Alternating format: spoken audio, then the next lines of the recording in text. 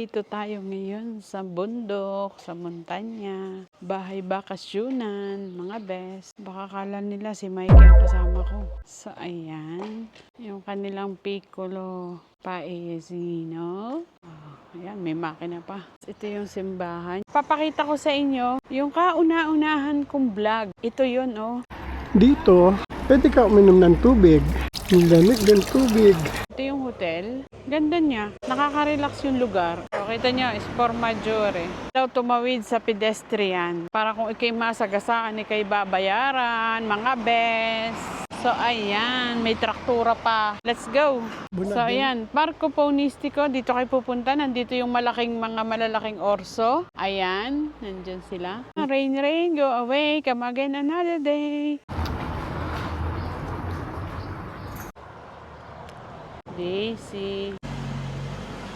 Tapos itong kanilang mga prutas, mga mansanas, mga best, nagagandahan nating mga bulaklak. Sa Pilipinas, arilaang ay mga damo. O, dini sa Italia ay napakagagandang halaman. Mga best. Pag may tinanim, may kakainin. O, ang dami. Kalabasa. O, ito pa. Ang zucchini, oh. Ang zucchini, ang puti. Ang dami nilang tanim, oh. May pretzemolo pa. Ang laki ng kalabasa, oh. Doon sa Pilipinas, ang daming kalabas. Ang mas malalaki pa. Ito ang co-op ng Trentino. O, dito ka mamalengke. Ganda ng view, mga best friends. Sino daw gustong sumama dito? Ready na ang bahay. O, diba? Saan ko tayo pupunta, best friend? Nawawala na ang person. So, ayan, naglalakad ang dalawa. Puno ang aming Airbnb. Ganda ng kapaligiran dito, mga best. O, kita nyo naman. Garang-gara ng mga bahay. Ang gaganda ng mga halaman. Tapos ito yung kabubundukan. O, so, ayan mga best, tayo may merienda dahil maaga. Tapos magdadala pa tayo ng bulaklak sa Lola. magpapamana sa atin. Hello mga best, so ayan, nandito tayo ngayon sa bundok na nakaka-repress ng utak. Sabi daw, tatago ko muna ang aking kayamanan. Baka ako'y habol din naman durok.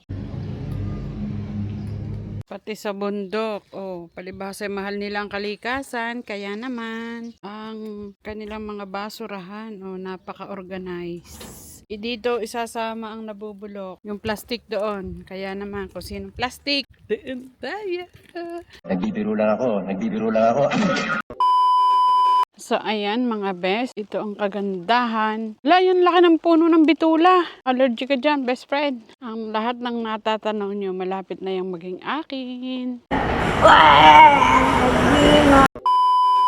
Ang ganda, grabe. Pag hindi ka pa naman dito na-refresh at na-relax, ewan ko na.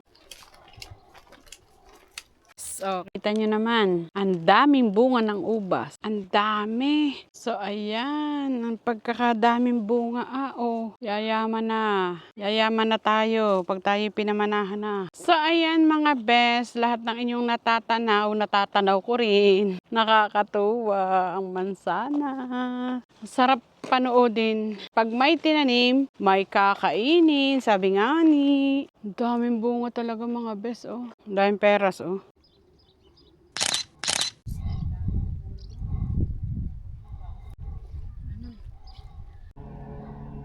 Ano ba yan? Bibisita muna tayo ng ating mga taniman dito. At titingnan natin kung kailan sila pwede ma-harvest. Mahirap ang malayo sa bahay ang pataniman. Hindi pa pala naman ito po pwedeng i-harvest ngayon. Mga abutin pa siguro ito ng katapusan ng September.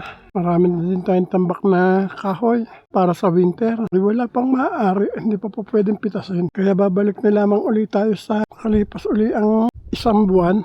Nag-uli natin ito balikan. Sa mga panahon ito hindi pa po pwedeng anihin. Maliliit pa May mapakla pa. Itong pababa na to ay hindi pa din namumula na, pero hindi pa ito po pwedeng anihin. Bago na lang ulit natin balikan pagka aanihin. Ang mga ubas, maliliit pa sila. Ayun, ang isang baryo doon sa ilaliman. Ang yaman ng may-ari na magpapamana sa akin, kaya huwag kayong mainip. Balang araw, darating din ang tamang panahon na magiging akin ang lahat ng aking natatanaw.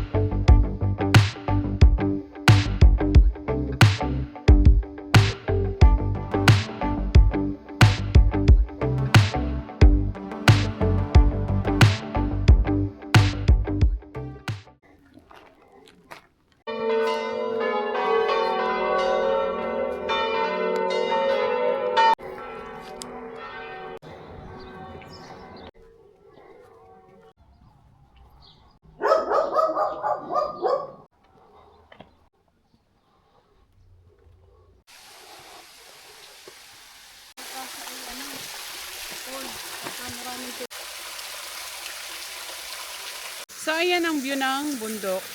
Grabe mga bes. Hindi ako talaga magsasawa na balik-balikan itong lugar na ito. Bye-bye, Kaskata!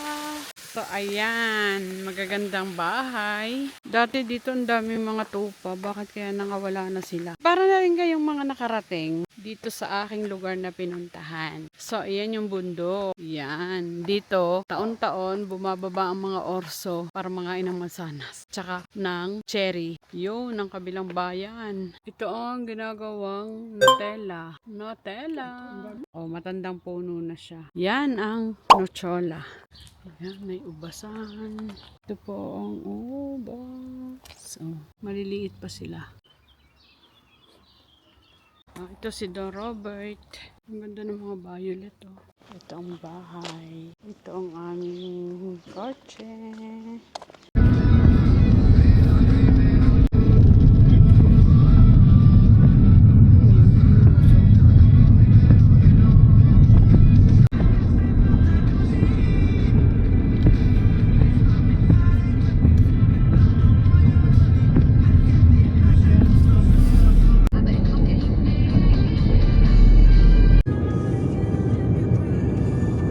So, ayan mga bes, itong bundok. Hindi ko masabi sa inyo na gusto ko siyang mabili dahil di naman siya binebenta. So, ayan mga puno na yung maliliit, yan ang ubasan. Hindi ko din alam kung sino may-ari niyan.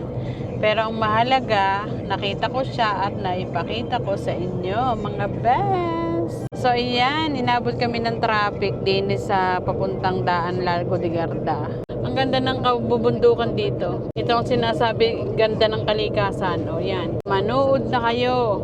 Kung hindi man kayo makarating, ay napanood na din ninyo. Paminsan-minsan, nakakapag-unwind. Diba? Social, nag-unwind. Oh my God! Wow! Wala ng bundok dahil ang ating dadaanan mamaya ay lago na. Lago de Garda. Manta dahil nananakot ka. Ipaputol-putol lang.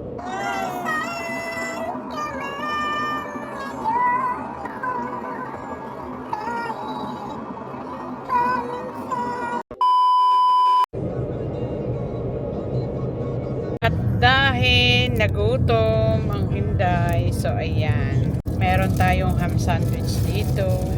Diba?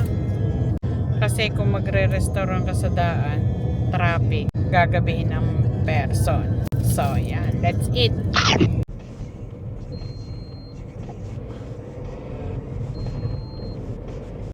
So, ayan mga best, nakarating na tayo sa bahay. Salamat sa Diyos. Kahit na traffic, ay wala nangyari. So, thank you po for watching and sana patuloy ang pagtangkilik sa Madeline's Kitchen. Sa susunod po uli nating vlog, samahan niyo po ako. Bye-bye. See you next vlog. Ingat po ang lahat.